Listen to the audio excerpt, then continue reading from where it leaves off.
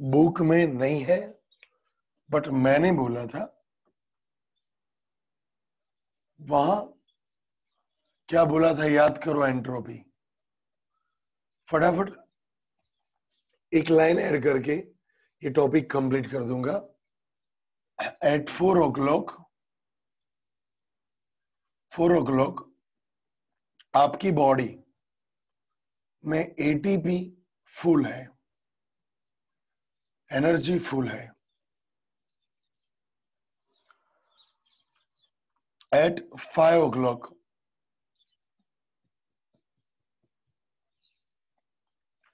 Energy थोड़ी कम हुई। Eight 6 o'clock energy उससे कम हुई।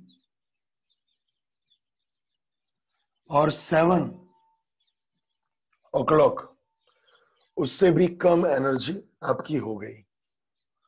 यहां पे पहले सिस्टम रेगुलर थी, यानी रेगुलरिटी मैक्सिमम थी। उसके बाद धीरे धीरे रेगुलरिटी कम हो गई।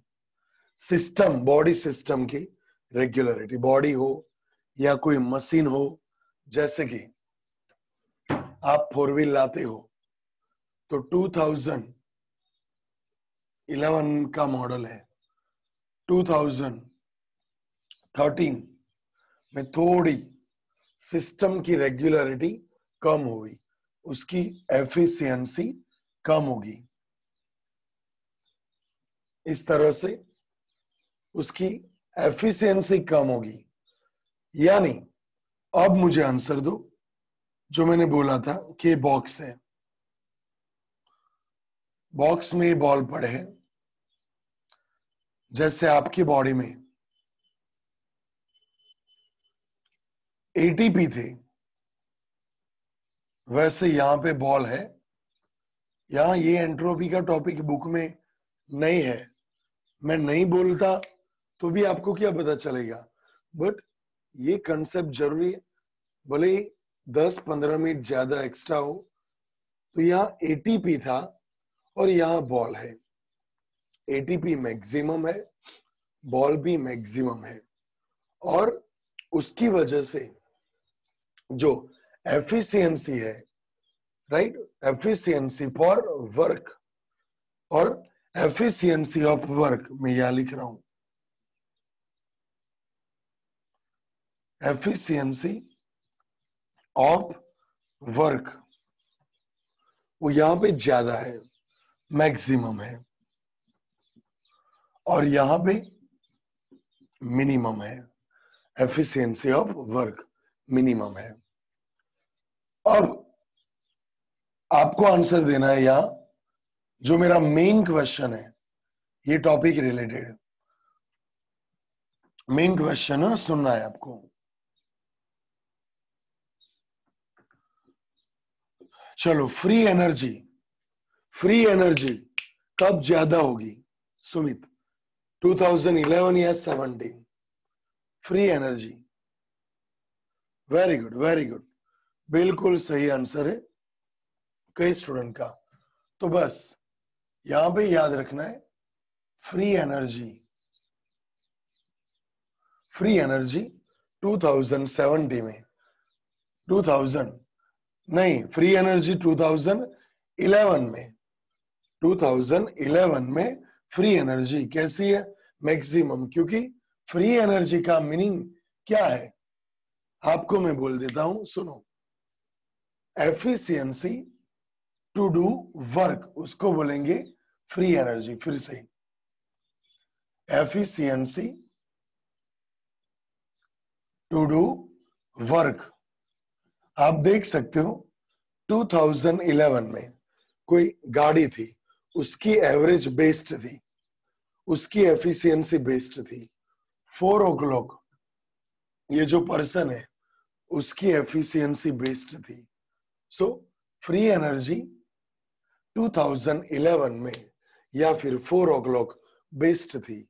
उसके बाद फ्री एनर्जी यानी क्या, the energy which is required to do work. It is maximum in 4 and minimum at 7 o'clock. और उसी तरह हम यहां बोल सकते हैं कि सिस्टम है, ये सिस्टम में फुल एनर्जी थी, फुल बॉल थे, बॉल मैक्सिमम अरेंज थे, राइट। बट यहां पे धीरे धीरे धीरे ये इनरेगुलरिटी मैक्सिमम हो गई और रेगुलरिटी मिनिमम हो गई। तो एंट्रोपी यानी क्या? एंट्रोपी यानी क्या? तो यहां जो इनरेगुलरिटी है उसको क्या बोलेंगे? एंट्रोपी बोलेंगे। एंट्रोपी यानी राइट, इनरेगुलरिटी को किस में कैलकुलेट करेंगे? Yes, entropy. एंट्रोपी इसका यूनिट है।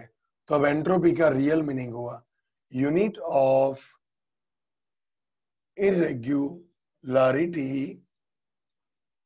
Of system. वो बॉडी सिस्टम हो या मशीन के सिस्टम हो।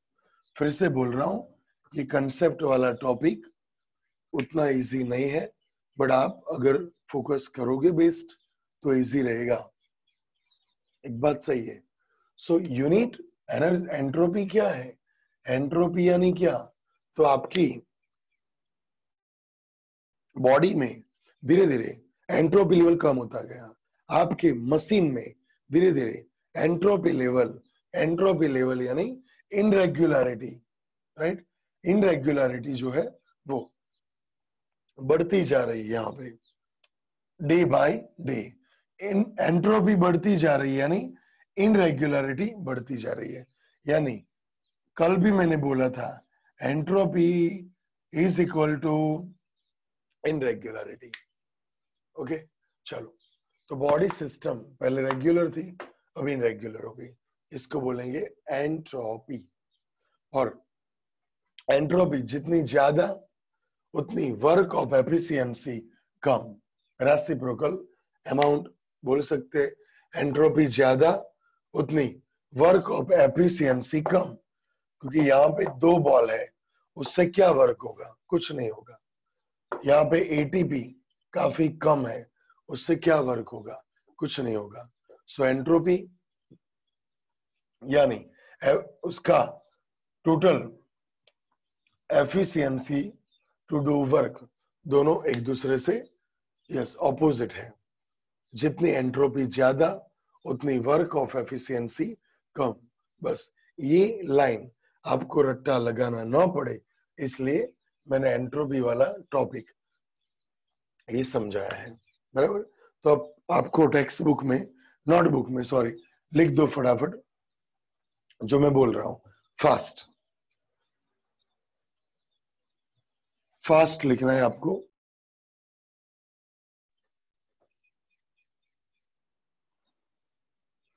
What is entropy?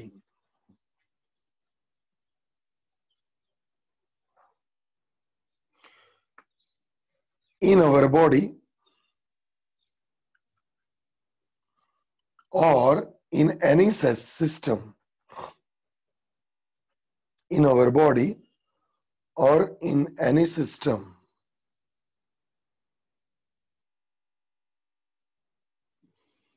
energy level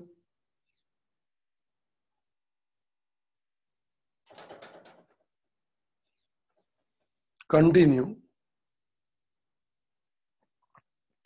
decreasing day by day.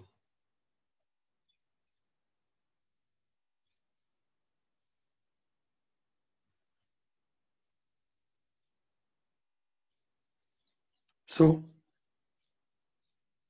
entropy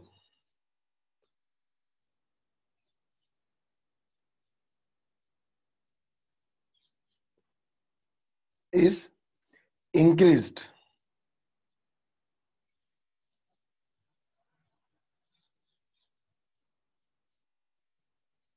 entropy is increased, and when in our body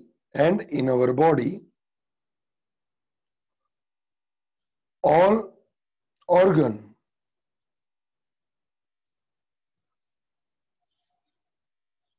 will have higher entropy level.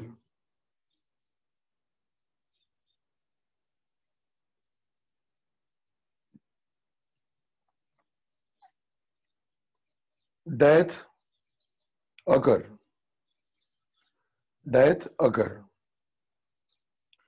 अब यहां पे हीट जो टॉपिक है जो मैं आपको समझा रहा हूं वो आपकी बुक में नहीं दिया है, बट मैं आपको स्क्रीन शेयर कर रहा हूं। ये टॉपिक जो है वो मैंने क्यों टाइम आपका लिया है, आपकी बुक में नहीं है तो भी, तो वो आपको पता चलेगा। देखो स्क्रीन पे देखो, पहले स्क्रीनशॉट ले लो, स्क्रीनशॉट ले लो, स्क्रीनशॉट ले लो। ओके, अब यहां पे देखो, डेथ स्टार्ट करते हैं। कैसे डेथ हुई इसके बारे में बोला है कि no living organism is immortal, right? Death is mystery. We have raised question that why there is death. Scientists have proved into its meaning. We learned that living organisms use energy through metabolism. Required energy of any system is called a free energy. Required energy of any system is called a free energy. बोलो free energy कितने बजे हमारी बॉडी में maximum थी? फटाफट बोलो free energy. Yes, 4 o'clock. Very good. So free energy यानी the energy which is required to do work. So required energy of any system is called free energy. During exchange of energy, यानी आपने cricket खेलना start किया, यानी उसी time के आपकी जो एनर्जी है वो यूज होती जाएंगी. और एनर्जी आपको पता है बनती नहीं है या ब्रेक डाउन नहीं होती है, but energy is transformed from one form to another form. That's why यहां लिखा है ड्यूरिंग एक्सचेंज ऑफ एनर्जी. कौन सा रूल था? फर्स्ट रूल, एनर्जी प्रोड्यूस नहीं होती है यानी जनरेट नहीं होती है, ना ही डिग्रेड होती है, राइट? बट एनर्जी एक में से दूसरे फॉर्म में कन्वर्ट होती है. चलो दूसरा, थर्मोडायनेमिक्स का रूल पता है? पहला तो मैंने बोल दिया. कौन सा रूल है? व्हेन, याद रखना पड़ेगा, when the energy will transform in another form, that time some energy will be lost in a heat form. Some energy will lost in a heat form. जैसे कि मैं बोलूं आपको कि यहां पे बल्ब चालू है तो वो बल्ब लाइट एनर्जी देगा, बट उसके साथ साथ इलेक्ट्रिक एनर्जी का लाइट में कन्वर्जन किया, तब थोड़ी एनर्जी हीट के फॉर्म में लॉस हो गई और उसी वजह से वो बल्ब हीट कर रहा है. इवन इन योर बॉडी आपकी केमिकल एनर्जी यानी ग्लूकोज वो काइनेटिक एनर्जी में कन्वर्ट हुआ, बट आपको पसीना हुआ तो क्या है? या हीट फॉर्म में एनर्जी लॉस है. तो थर्मोडायनेमिक्स का सेकंड रूल है. चलो आगे देखो. ड्यूरिंग एक्सचेंज, आंख फाड़ो અને ફોકસ કરો. 4 o'clock फ्री एनर्जी मैक्सिमम थी. During exchange of energy some amount of energy is consumed in form of heat, so the amount of free energy become less, and as a result measure of disorder increase. यानी क्या? Free energy, आपको पता है अभी आपको या मुझे कोई कोरोना हो, इन्फेक्शन, तो फटाफट रिकवरी हो जाएगी। बट ऐसे पर्सन को जिसको लंग इन्फेक्शन है, राइट, लंग की प्रॉब्लम है, राइट, ब्रीदिंग सिस्टम में टोटली प्रॉब्लम हो, और कोई डिसीज हो लाइक डायबिटीज, तो इसको फटाफट इफेक्ट करेगा। तो बस वो ही बोल रहे हैं, क्या बोल रहे हैं कि हाँ, during exchange of energy some amount of energy is consumed in form of heat. Hence, the amount of free energy become less. Free energy 5 बजे कम हो गई, 6 बजे इससे भी कम हो गई। As a result, measure of disorder increase. Okay, disorder अब increase होंगे, यानी बॉडी के सिस्टम को डैमेज होगा। देखो अब यहाँ पे बोला है sentence, the result of such a disorder is called entropy. यहाँ पे डिसऑर्डर लिखा है ना, उसको आपको क्या समझना है, इनरेगुलरिटी, राइट, इनरेगुलरिटी यहाँ पे ज्यादा हो गई, डिसऑर्डर इंक्रीज हुई, यानी इनरेगुलरिटी ज्यादा हो गई। So result of such irregularity is called entropy, या फिर सच डिसऑर्डर। पहले आप देख सकते हो, यहाँ पे देखो डिसऑर्डर यानी डिसीज ही, ऐसा जरूरी नहीं है। यहाँ पे आप देख सकते हो, देखो पहले क्या किस फॉर्म में था, तो रेगुलर, स्पेसिफिक ऑर्डर फॉर्म में था, रेगुलर था। बट धीरे धीरे धीरे जो ऑर्डर फॉर्म में था, सिक्वेंशियल था, राइट, वो डिसऑर्डर हो गया।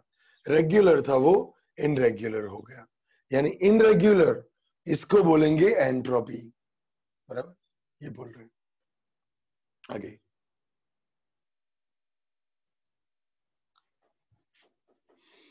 When result of such a disorder is called a entropy.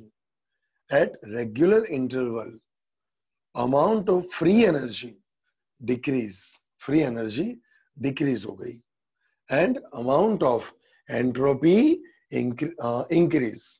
देखो आप समझ सकते हो, फ्री एनर्जी डिक्रीज हुई और जो एंट्रोपी इंक्रीज हुई। देखो फ्री एनर्जी डिक्रीज हो गई और एंट्रोपी इंक्रीज हुई।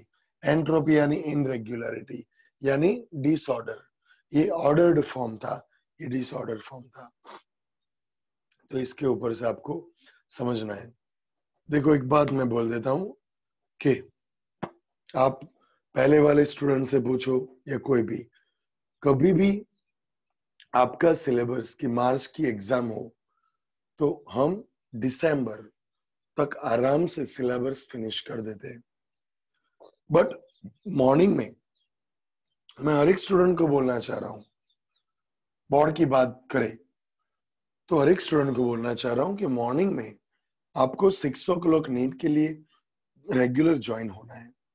सेकंड पॉइंट, 11 o'clock प्रैक्टिस के लिए ज्वाइन होना है, बट उसमें 12th के मैं टॉपिक्स लूंगा, तो वो टॉपिक भी होंगे और प्रैक्टिस सेशन भी होगा, राइट। और 5:15 को 5:15 बजे मैं आपके डाउट सेशन रखूंगा, और डाउट सेशन में जिसको जो क्वेरी हो वो आप सॉल्व करवा सकते हो। बिकॉज जो कई सारे स्टूडेंट रेगुलर बेस पे क्वेरी पूछते, वो अमन हो या जैनेश हो या दे हो, राइट, या फिर जय राणा हो, जय तावियाड़ हो, अल्ट्रावायोलेट हो, या शुभ हो या प्रथम हो, कोई भी जिसको क्वेरी पूछनी है, बट टर्न बाय टर्न, बराबर। तो आप ज्वाइन हो सकते हो।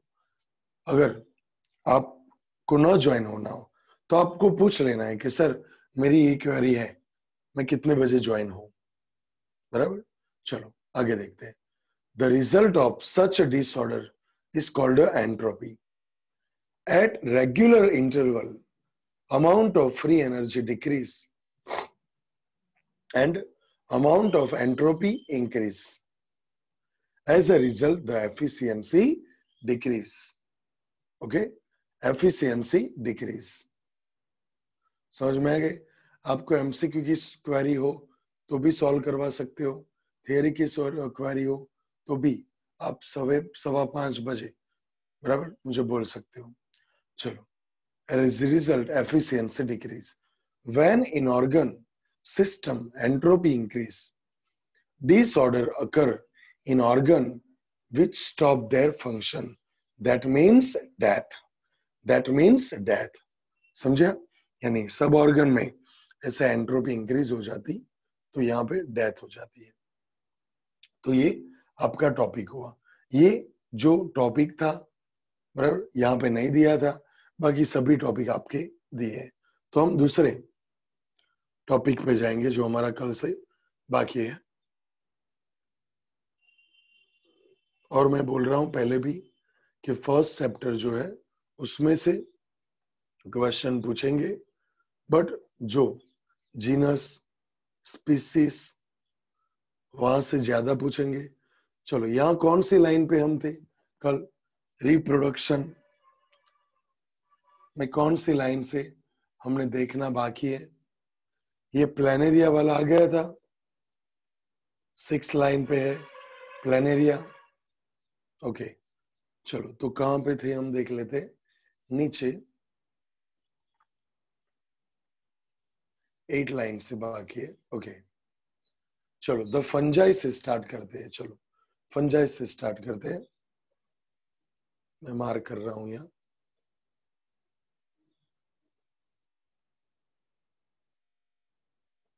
यहां से स्टार्ट करते हैं. The fungi, the fragment filamentous algae, then the protonema of moss, यानी fungi, then filamentous algae, then protonema of moss, all easily multiply by fragmentation. Fragmentation यानी मैंने कल भी बोला था कि कोई भी बॉडी हो जनरली फिलामेंटस फॉर्म में, उसमें से थोड़ा पोर्शन कट हो जाए. कट होने के बाद वह वही पोर्शन टोटली बॉडी नहीं बनाए तो इसको बोलेंगे fragmentation. When it come to unicellular organism like a bacteria, unicellular algae or amoeba, reproduction is synonymous with growth, यानी increase in number of cell.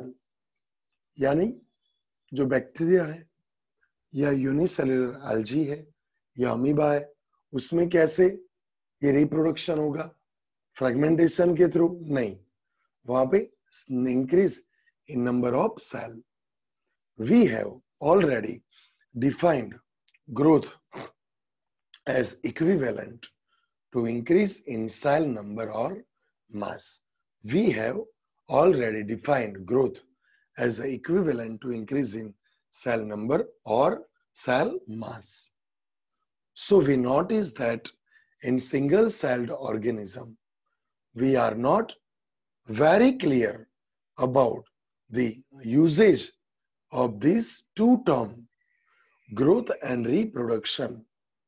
Further, there are many organisms which do not reproduce, right? Which do not reproduce, जैसे कि mule, then sterile, worker bee, infertile, human couple.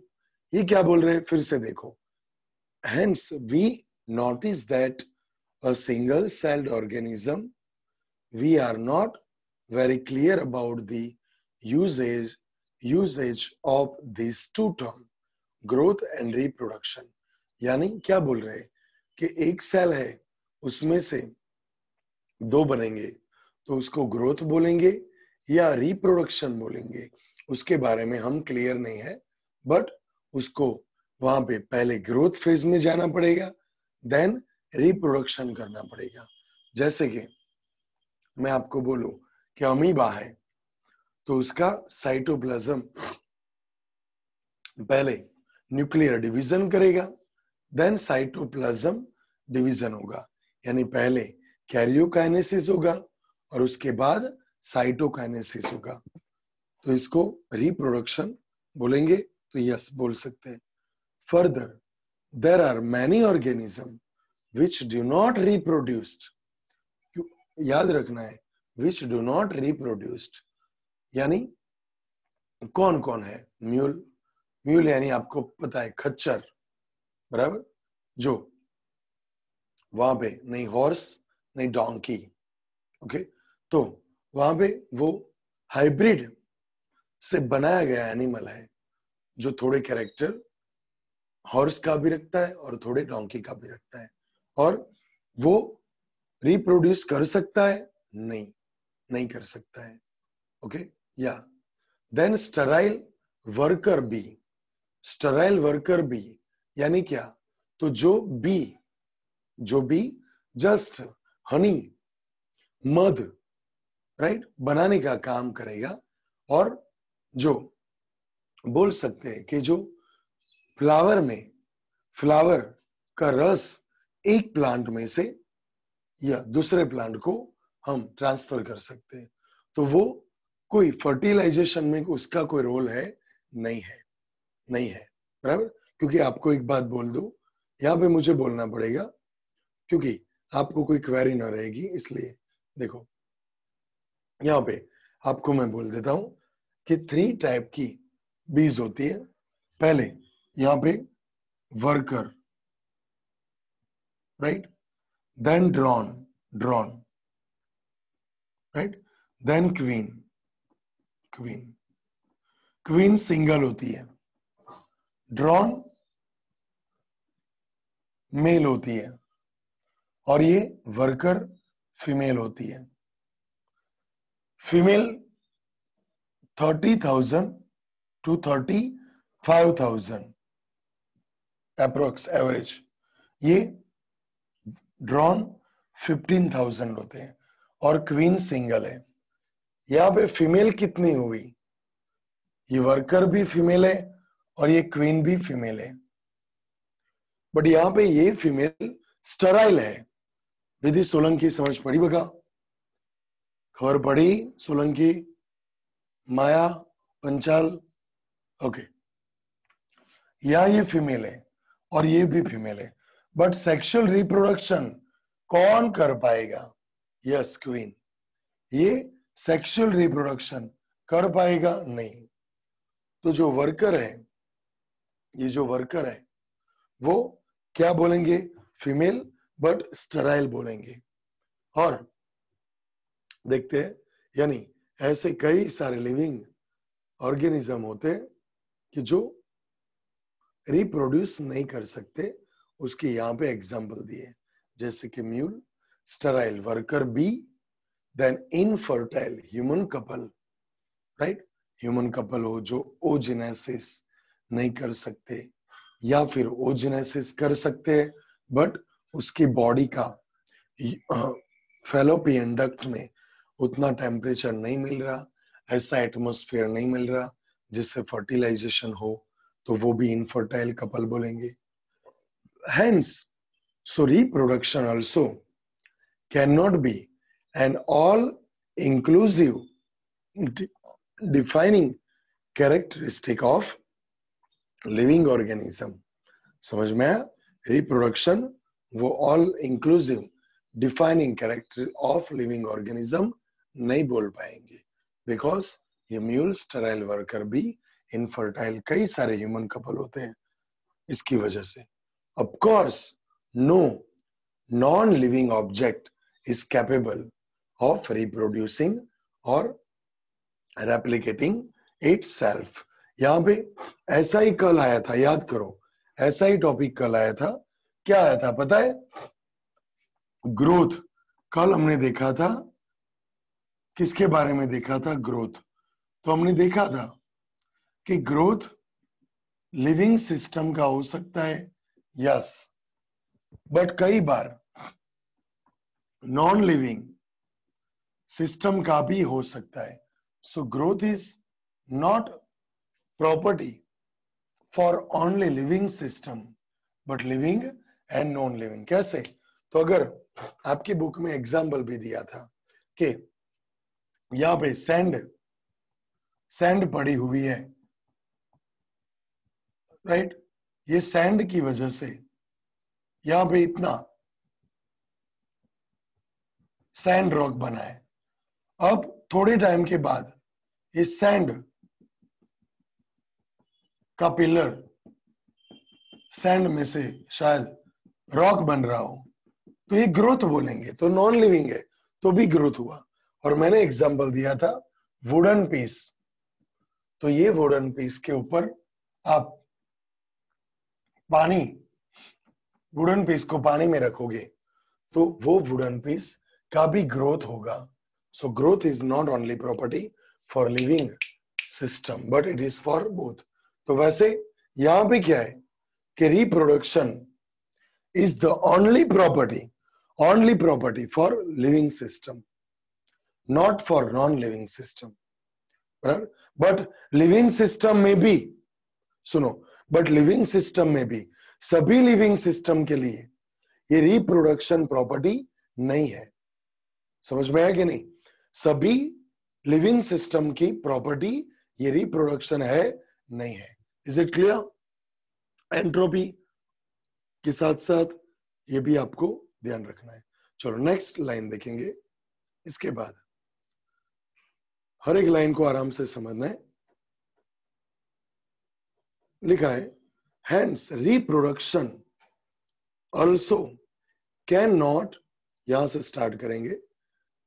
Hence reproduction also can not be all inclusive defining characteristic of living organism. Of course, non-living object is capable of reproducing or replicating by itself. Okay, non-living के लिए ये नहीं है। Now, another characteristic of life is metabolism. ये metabolism क्या है तो सुनो, ये आपको पता है ऑलरेडी, तो मैं बोल देता हूं। All living organism are made of chemical.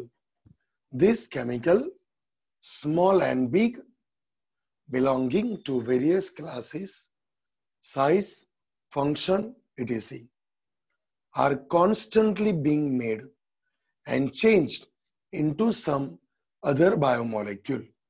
यानी आपको पता है, याद करो क्रेब्स साइकिल या ग्लाइकोलिसिस। ग्लूकोज में से ग्लूकोज 6 फॉस्फेट बना, उसके बाद फ्रुक्टोज 1,6 बाइफॉस्फेट बना। ये सब स्टेप हुए, उसमें क्या है, ये केमिकल रिएक्शन जो है वो धीरे धीरे कन्वर्ट होगी। This conversion are chemical reaction और metabolic reaction. These are thousands of metabolic reaction occurring simultaneously inside all living organism.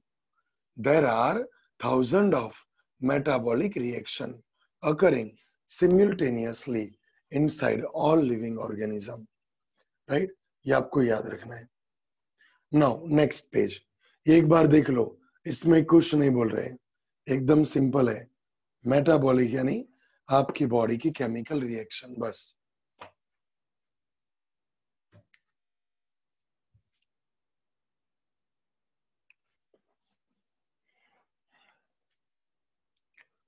Okay चलो हो गया।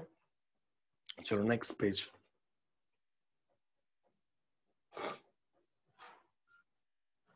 अभी आपके पास 5 मिनट है तो उसमें ज्यादा कवर करेंगे। चलो then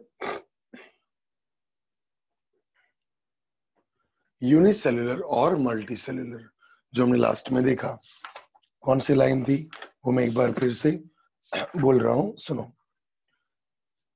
There are thousands of metabolic reaction occurring simultaneously inside all living organism, be they uni or multi, right? वो unicellular हो सकते हैं, multi. All plant, animal, fungi and microbe exhibit metabolism. The sum total of all the chemical reaction occurring in our body is metabolism. No non-living object exhibit metabolism. हमने देखा था कि वहां पे जो पीस ऑफ वुड है वो swallow हो गया तो उसको ग्रोथ बोलेंगे, बट उसमें मेटाबॉलिक एक्टिविटी चल रही है? नहीं चल रही है, बिकॉज वो पीस ऑफ वुड प्लांट या ट्री पे से सेपरेट हो चुका है। Just metabolic activity living object में ही होगी। So metabolic reaction can be demonstrated outside the body in cell-free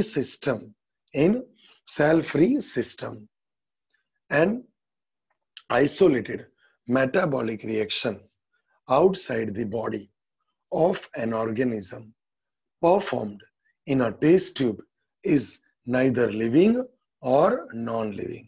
फिर से, an isolated metabolic reaction outside the body of an organism performed in test tube में sperm cell and egg cell का fertilization करवाएगी, तो वो क्या बोलेंगे? Living भी नहीं और नॉन लिविंग भी नहीं बोल सकते, राइट? तो टेस्ट ट्यूब बेबी जो प्रोड्यूस किया वो नॉन लिविंग भी नहीं है और लिविंग भी नहीं है, बट फर्टिलाइजेशन के बाद वो जाइगोट बना या फिर एम्ब्रियो बना, उसको यूट्रस में या ओविडक्ट में ट्रांसफर कर देंगे, राइट? तो ये उसके बाद लिविंग हो गया, उसकी एक्टिविटी लिविंग हो गई। Hence, while metabolism is a defining feature of all living organism, without exception, अभी exception मिला था, याद करो, reproduction is the character feature of all living organism, but उसमें exception क्या था? Mule, right? Then worker bee, देखो मैं बोल रहा हूं फिर से, आपके एक एक टॉपिक में आराम से जाऊंगा, बट जब आप 12th में आओगे ना, यानी 12th की बोर्ड की एग्जामिनेशन में, तब आपको होगा कि नहीं हमारा 11th स्टैंडर्ड परफेक्ट है, कुछ भी फास्ट नहीं गया है, बट उसके लिए ऐसे स्टूडेंट चाहिए, राइट, कि जो खुद से बेस्ट परफॉर्म दे। चलो, without exception isolated metabolic reaction in vitro are not living thing but surely living reaction। वो फर्टिलाइजेशन करवाया आपने egg cell plus sperm cell का टेस्ट ट्यूब में, वो लिविंग वहां पे आइसोलेटेड मेटाबॉलिक रिएक्शन जो इन विट्रो में हुई, तो वो लिविंग नहीं है, बट उसके अंदर जो रिएक्शन हुई वो लिविंग रिएक्शन है। सो cellular organization of the body is defining feature of life form। फिर से बोलो, cellular organization of body is defining feature of life form। समझ में आना चाहिए, समझे कि नहीं? ये समझ पड़ी? श्योर ने? ओके, चलो एक बार बोल दो, ये तीनों की कंपेयर करो। Growth is not defining feature of living only, it is for both living and non-living। as same हम देखेंगे reproduction efficiency is only feature for living system, this is not for non-living, but living में भी exception है, समझी क्या? जैसे कि mule, sterile couple, infertile couple, बराबर? चलो, देन थर्ड देखा metabolic. Metabolism is the feature for only living system, right? But test tube reaction, कोई एग्जांपल ले लो, टेस्ट ट्यूब रिएक्शन यानी कौन सा? Sperm cell plus egg cell का fertilisation you did in test tube, so it is not living or non-living, neither living nor non-living, but the cellular reaction are living। is it clear? cellular living, cellular reaction है वो living है, clear हुआ ना? यानी sperm cell का nucleus और egg cell का nucleus combine हुआ, मियोसिस 2 किया, बराबर? ये सब रिएक्शन लिविंग है, बराबर? फिर से बोलो, टेस्ट ट्यूब में जो रिएक्शन हुई वो neither living nor living, but metabolic reaction उसको क्या बोलेंगे, लिविंग बोलेंगे। हो गया, ओके। 3 टाइम है आपके, कौन से 11 o'clock बोर्ड की प्रिपरेशन के लिए मिलेंगे और इवनिंग में 5:15 को मिलेंगे, बराबर। तो हमें बायोलॉजी के पर डे 3 आवर्स लेने इंग्लिश मीडियम के, ओके।